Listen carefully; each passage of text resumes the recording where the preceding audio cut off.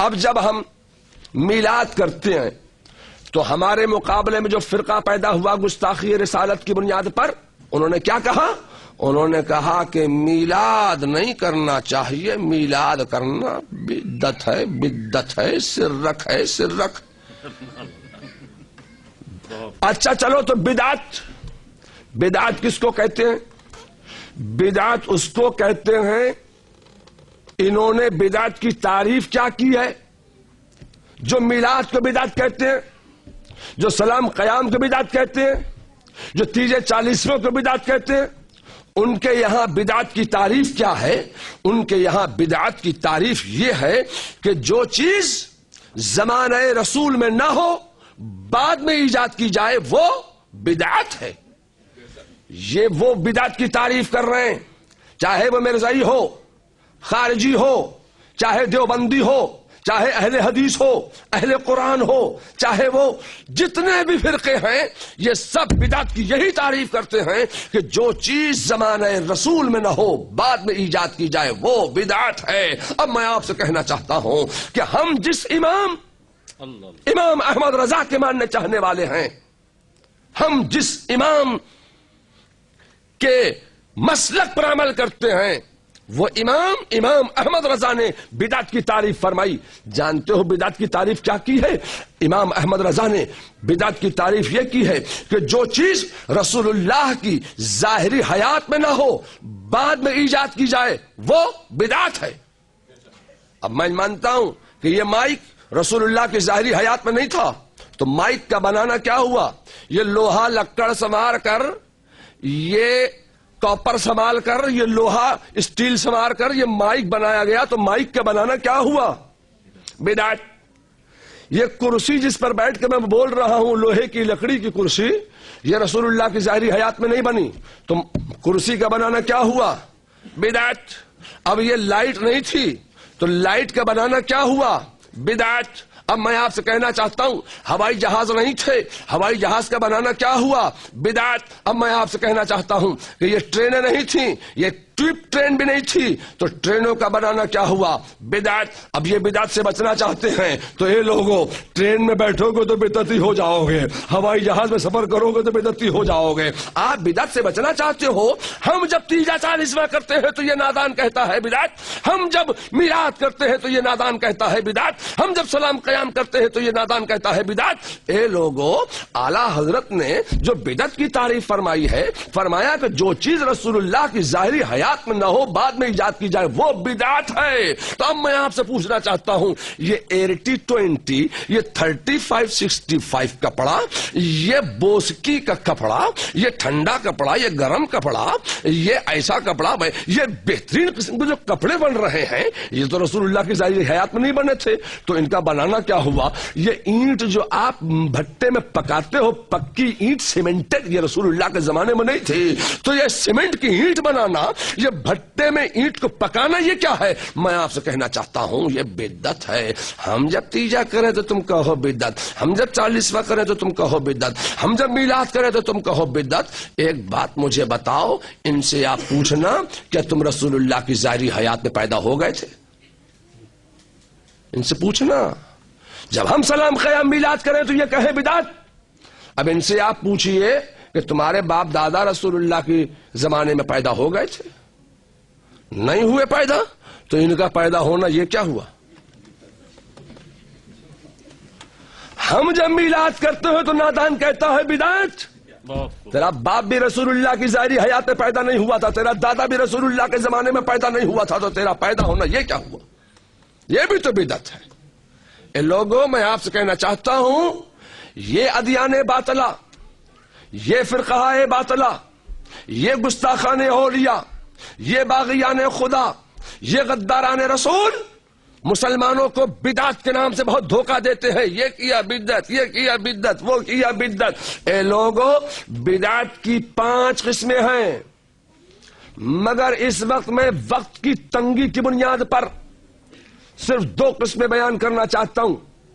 ایجاد کیا برا طریقہ تو اس کا ایجاد کرنے والا گناہ پائے گا، اور اس کا عمل کرنے والا بھی گناہ پائے گا، اور ایجاد کیا اچھا طریقہ تو اس کا ایجاد کرنے والا ثواب پائے گا اور اس کا عمل کرنے والا بھی ثواب پائے گا. یہ بدعت کی تعریف ہے. میں آپ سے کہنا چاہتا ہوں کہ اب مجھے ایک بات آپ بتائیے کہ ہم جب میلاد کرتے ہیں تو یہ چپڑ قناتی تولچی کہتا ہے یہ بدعت ہے. اب میں آپ کو ایک بات یاد دلانا چاہتا ہوں.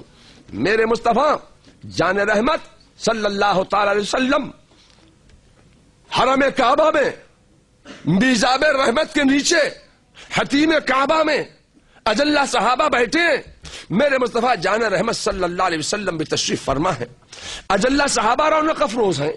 میرے مصطفیٰ بھی تشریف فرما ہے. ایسے عالم میں دائی حلیمہ یہ رسول اللہ صلی اللہ علیہ وسلم کی رضائی ماں ہے.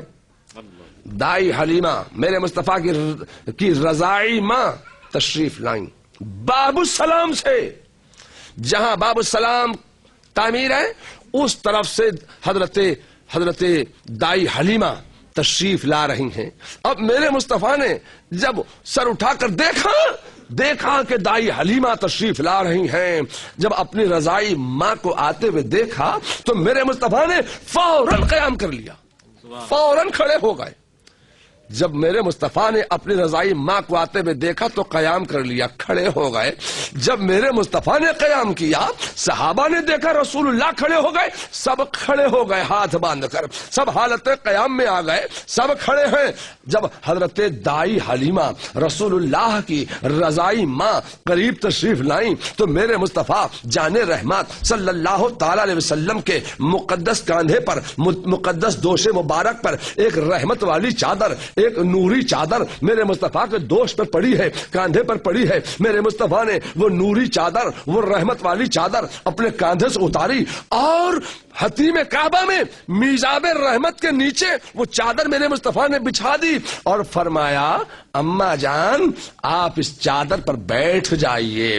حضرت دائی حلیمہ اس چادر پر بیٹھ گئیں. اب میرے مصطفیٰ بھی بیٹھ گئے, رونق افروز ہو گئے اور تمام صحابہ بھی بیٹھ گئے. اب میں آپ سے کہنا چاہتا ہوں اے لوگو, میرے مصطفیٰ جان رحمت صلی اللہ تعالی علیہ وسلم نے اپنی ماں کو آتے ہوئے دیکھ کر جو قیام کیا تھا وہ قیام کون سا قیام تھا, یہی تو میں کہنا چاہتا ہوں. اے لوگو قیام میں فرق محسوس کرو.